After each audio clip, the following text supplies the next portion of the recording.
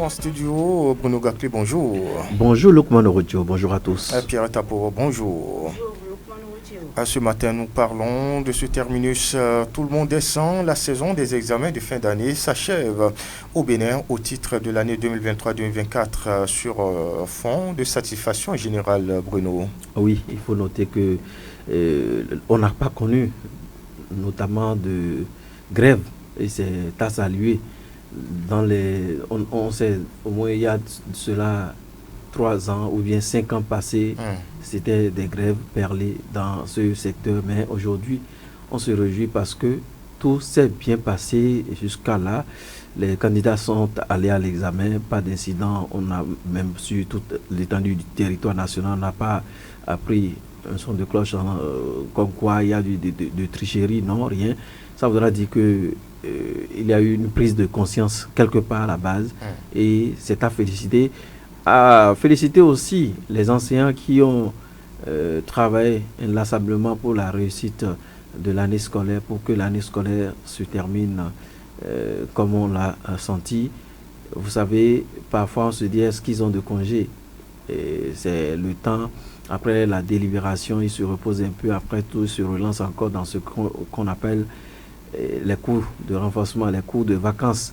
Donc, quoi qu'on dise sur toute la ligne, moi je pense, ma foi, que quelque chose a été fait et bravo à toute l'administration, à tout le secteur de l'éducation.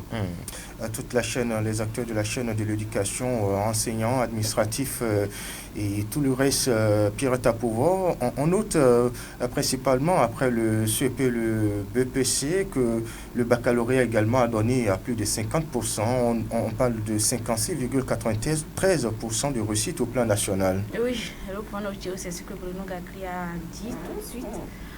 Tout le monde a fait vraiment un effort et on l'a vu à l'aide de la rupture. Et surtout pour cette année, on sent une légère augmentation par endroit du taux de réussite et c'est quelque chose à saluer. Sauf le bac, oui, parce que le bac a eu une baisse. Oui, c'est pourquoi il a dit par endroit. Pour le bac, on ne va pas nous dire que oui, les enfants n'ont pas travaillé. Tout a une raison, du fait que le bac a chuté, peut-être que c'est quelque chose qui n'a pas marché en son temps. Mais moi, j'ai toujours dit, déjà, au niveau du CEP, ça, il faut vraiment l'accompagnement des parents. Ça, là, c'est rien que de petits bouts de chou.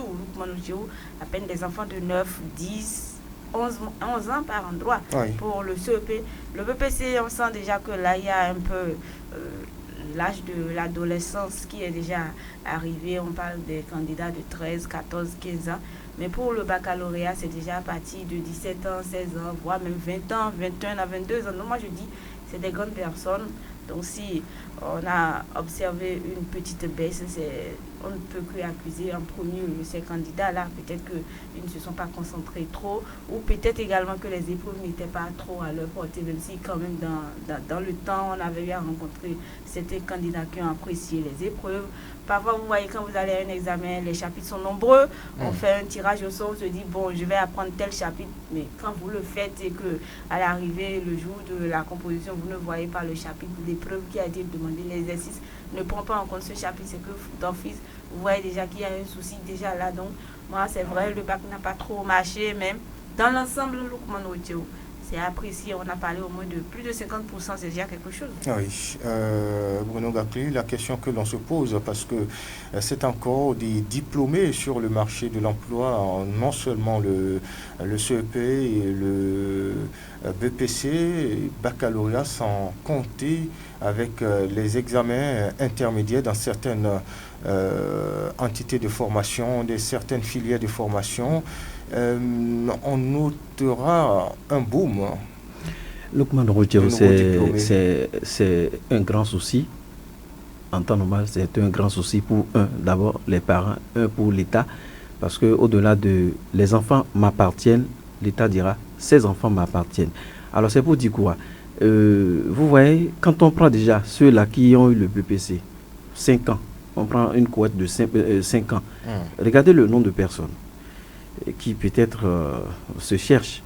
Quand on va prendre cette cohorte aussi de 5 ans, ceux qui ont le bac, à ajouter ceux qui ont le bac et ces bacs dans divers secteurs, que ce soit G1, G2, F, etc. Vous voyez le bon que ça fait. J'ai eu la chance de participer, entre griffes, à ce salon de Azoli, où Lukman Ojo, la première journée, on a enregistré 3000 jeunes venus des départements de la Libré et du Borgo. Ça voudra dire qu'il y a un grand souci. Parfois, je me pose la question si encore ces diplômes-là, on doit encore pousser et crier sur nos enfants pour dire l'école. Je ne sais pas, je me pose assez de questions dans ma tête. Quand vous voyez ces milliers de jeunes qui veulent se chercher, et c'est ce qui a poussé le gouvernement à vite penser à un vaste recrutement. Et naturellement, ce même recrutement a été fait de l'autre côté de Natitengu, à Takura Donga. Imaginez-vous le nombre de personnes diplômées. Et c'est un véritable souci. Moi, je pense que peut-être on doit repenser la chose, qui n'est pas forcément... aujourd'hui, les diplômes là ne sont pas forcément en adéquation avec le marché de l'emploi. Moi, je pense qu'on pouvait revoir le système éducatif au Bénin. En disant revoir, c'est peut-être on commence les cours à partir de 8h, on finit à 11h ou à 12h30. On laisse les apprenants vont se chercher dans les ateliers. Bon, ça va corriger peut-être quelque chose. Vous voyez, assez. Parfois, d'autres finissent ils vont finir par vendre le crédit. D'autres finiront par s'attaquer aux IM. Ça ne va pas. Donc, en tout cas, quoi qu'il arrive, le gouvernement fait ce qu'il pouvait faire. Moi, je suis allé jusqu'à échanger avec un collègue. Je disais, mais est-ce qu'il faut limiter donc les naissances ou quoi? Donc, il disait, non, quoi qu'on dise, mais les gens meurent aussi. Hein? Les gens meurent, oui. Mais le nombre d'enfants mis au monde au cours d'une journée, vraiment, vous imaginez sur toute l'étendue du territoire national, si on devait faire le point. Donc, il me disait, chacun doit faire les enfants en fonction de ses moyens. Vous voyez, ce qui se passe aujourd'hui, la jeunesse, heureusement que le gouvernement en a recruté assez. On parle de 1000, et que ce soit dans l'armée ou dans la police, c'est des 1000, et même dans la fonction publique, malgré ça, il y a beaucoup qui sont encore sur le carreau. On doit repenser la chose, voir dans quelle mesure peut-être nous accommoder aux réalités du terrain. Nous, peut-être, imiter aussi n'est pas bon.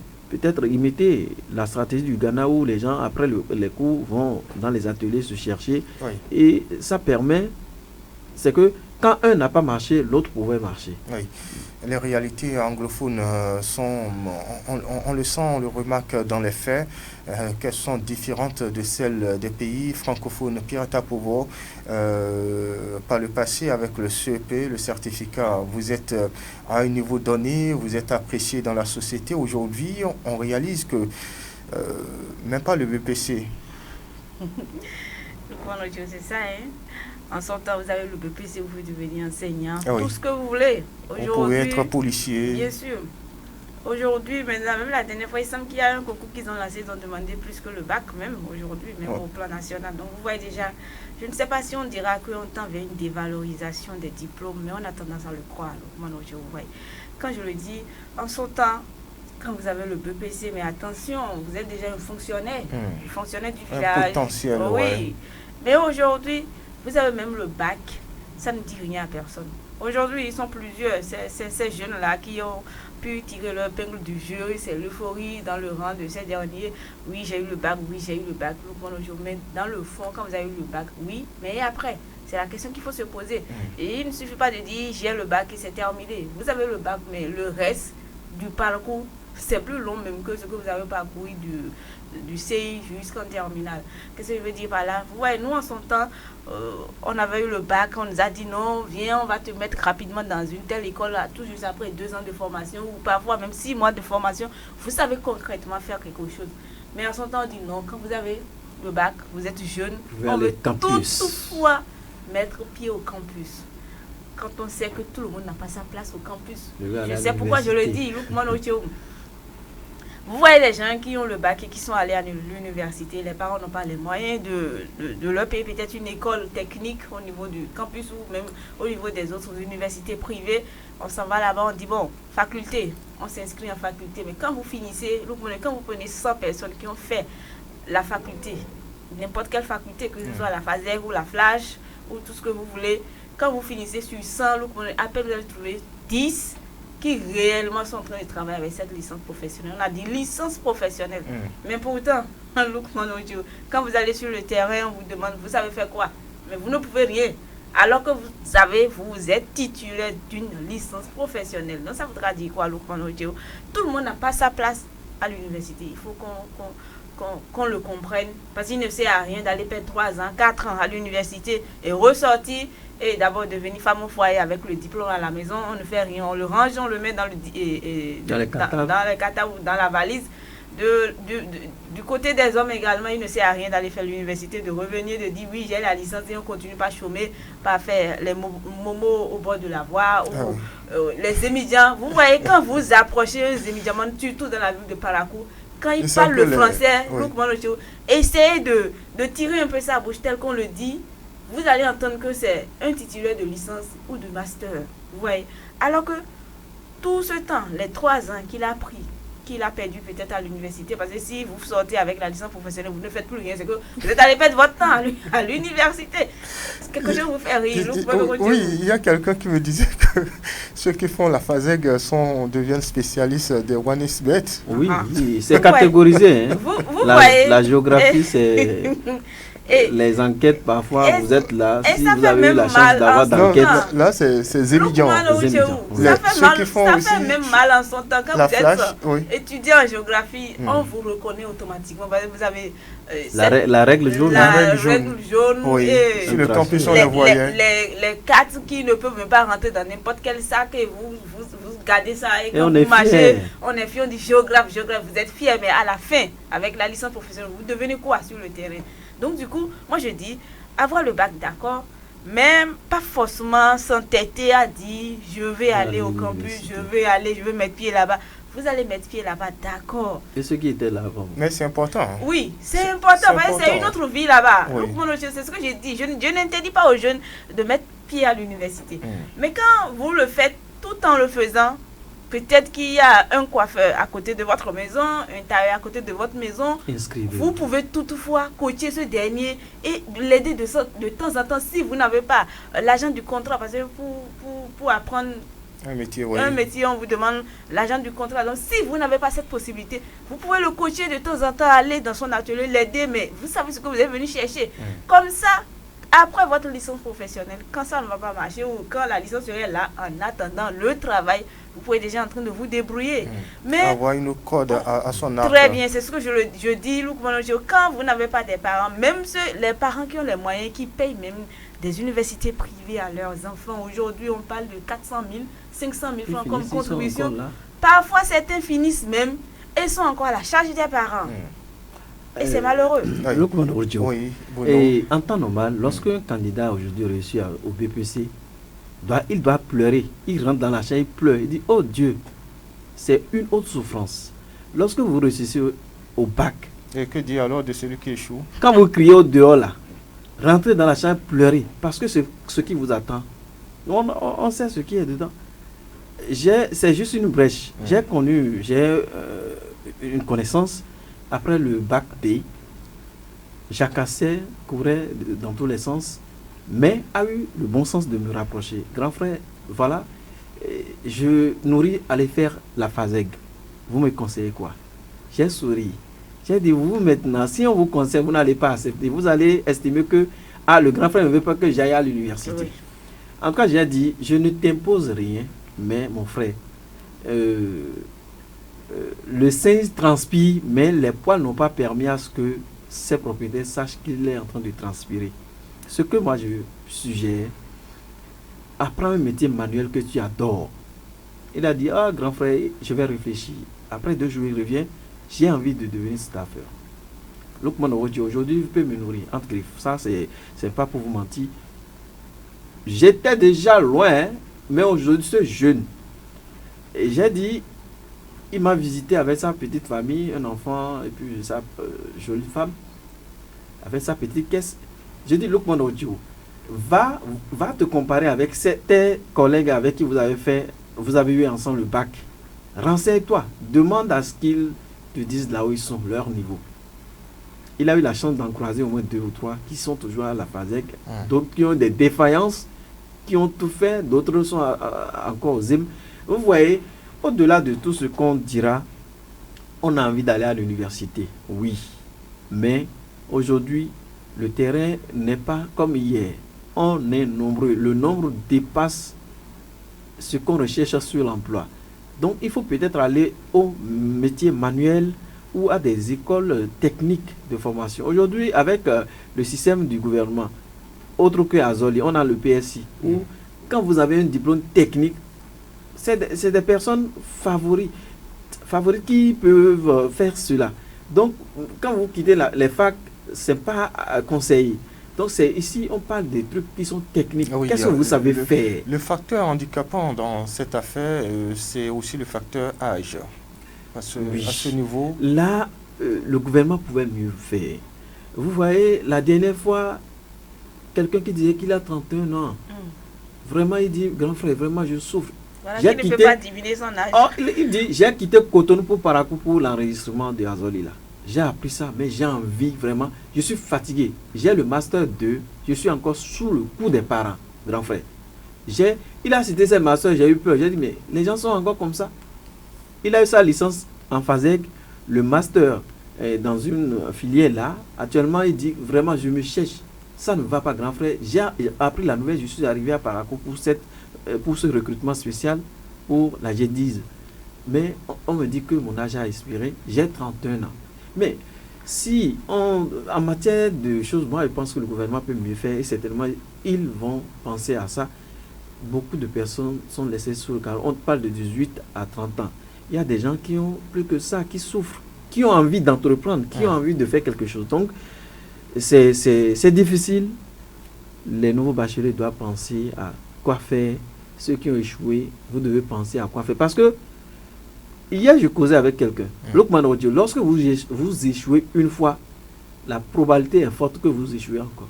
Je ne suis pas un Dieu, mais c'est un constat. Quand vous échouez pour le bac, là, une fois, à la reprise, si vous ne dites pas que c'est moi, c'est qu'on échoue encore. Parce que le nouveau qui est arrivé, lui, il ne connaît rien de ça, il va seulement, il compose, c'est fini. Mais vous êtes ancien. Vous dites, je connais certaines choses. Mais certaines choses vont vous échapper encore. C'est pourquoi, parfois, quand on ne réussit pas pour la première fois, quand vous essayez encore, vous tombez. Banalement, on a encore l'espoir de dire, non, moi, je dois l'avoir. Banalement, vous allez encore vous échouer. Donc, très tôt, pour ne pas perdre le temps, il faut que chacun sache quoi faire. Qu'est-ce qui est dans ma tête? J'aime faire quoi dans ma vie? On ne refuse à personne d'aller à l'université. On ne refuse à personne d'apprendre quelque chose. Juste, c'est des pistes. Oui, Pierre Tapovo, certains ont entre-temps pensé à l'annulation du CEP. Parce que pour eux, ça ne sert plus à rien. Oui, en son temps, ça a circulé sur les réseaux, les débats, tout. On pensait, on dit que le CEP ne sert plus à rien. Oui, c'est vrai, le CEP ne sert plus à rien, mais au moins, c'est le diplôme qui permet à cet enfant une transition du cours primaire au collège et au secondaire. Donc moi, c'est vrai, ils avaient eu leurs arguments en son temps, mais heureusement, ça n'a pas marché. La composition du CEP continue toujours. Moi, je pense que c'est quelque chose à laisser. Le CEP, c'est une transition, une phase de transition pour l'enfant, pour cet apprenant qui transite du cours primaire pour le secondaire. Donc, ne nous attaquons pas à ça pour dire que ça n'a pas de valeur. Si on veut supprimer le CEP parce que ça n'a pas de valeur, le BPC aujourd'hui et le bac, c'est presque la même chose. Vous avez, mais vous ne pouvez pas travailler directement avec ça comme ce qu'on a l'habitude de le voir en ce moment. Les temps ont changé. Donc, il va falloir vraiment qu'on se rallie dans les rangs et qu'on essaie d'évoluer avec le changement aujourd'hui au niveau des diplômes. Donc, moi, je dis, vous avez le bac, d'accord, vous avez le BPC. Si les parents ont la possibilité de vous payer juste une petite formation manuelle à côté, prenez ça en compte. Parce qu'on a tendance à dire non, moi j'ai le bac, je ne peux pas aller me retrouver dans un atelier. Alors qu'avec ce bac-là, dans un atelier peut-être de couture. Après tout, vous pouvez devenir styliste aujourd'hui. Donc, il y a beaucoup de choses que vous pouvez faire aujourd'hui. On ne refuse à personne, tel que l'a dit Bruno, d'essayer sa chance à l'université. Mais sachez qu'à côté de ça, il ne sert à rien parce que c'est la théorie, c'est rien que la théorie là-bas. Donc, à côté de cette théorie, il faut chercher quelque chose de pratique que vous saurez faire dans les jours à venir. Bruno Gaclé, faut-il envisager, prédire alors bientôt l'inutilité du BPC? Oui, parce que la belle preuve, tout récemment, même pour être vigile, entre-temps, on vous voyait jeune, on dit j'ai besoin d'un vigile chez moi ou dans telle structure. On sait combien de fois ces structures sont nombreuses aujourd'hui, mais il faut voir, les gens exigent le bac. À la rigueur, on demande le niveau terminal. Vous voyez, peut-être quelqu'un qui a tapé le poteau au moins 3 fois, il est à la maison, il se cherche, on dit, vous avez quel niveau? Il dit le niveau terminal parce qu'il n'a pas eu de bac. Oui, on l'accepte en tant que vigile. Aujourd'hui, les temps ont changé. Moi, je pense que avec ce qu'on constate sur le terrain aujourd'hui, le CEP, le BPC, d'ici peu, vont perdre leur valeur. Mais ça va dépendre. C'est à l'État de mieux s'organiser pour que ces 2 diplômes-là, qu'on connaît jadis, des diplômes vraiment de grande importance, c'est à l'État de mieux voir, organiser des concours de façon séquentielle pour permettre à ce qu'on reconnaisse toujours la valeur de ces diplômes-là. Parce que si, entre-temps, chaque fois on lance des concours, on parle de bac-bac, c'est que les yeux sont rivés sur les 2 diplômes, comme quoi ces 2 diplômes ne valent rien.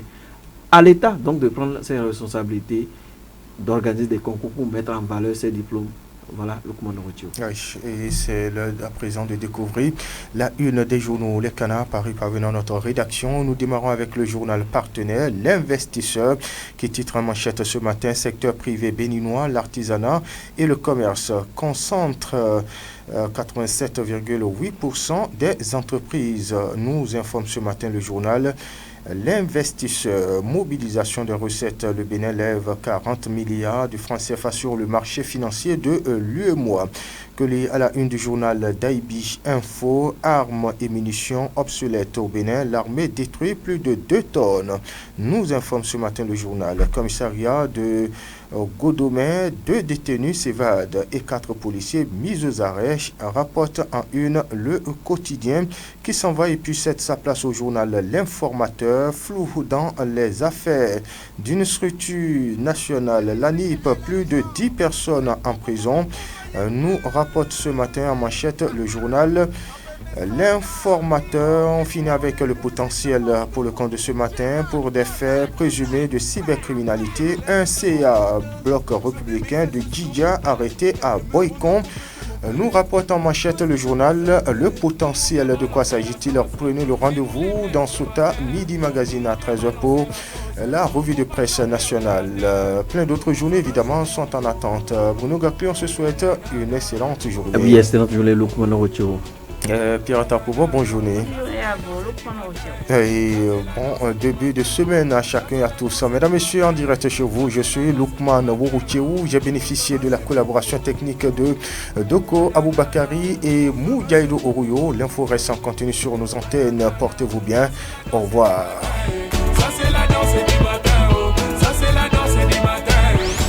Dans la Liborie, la différence a un nom.